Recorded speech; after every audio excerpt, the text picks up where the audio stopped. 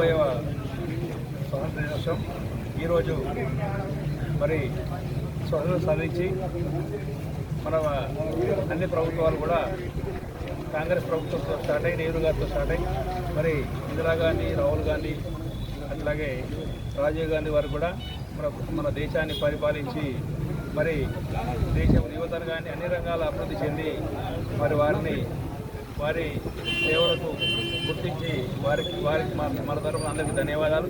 అట్లాగే ఈరోజు కూడా భారతదేశానికి అన్ని రంగాలుగా అభివృద్ధి చెందుతున్నటువంటి సహకరిస్తున్న యువతకు కానీ మన దేశ ప్రజలందరికీ ఈరోజు స్వతంత్ర శుభాకాంక్షలు.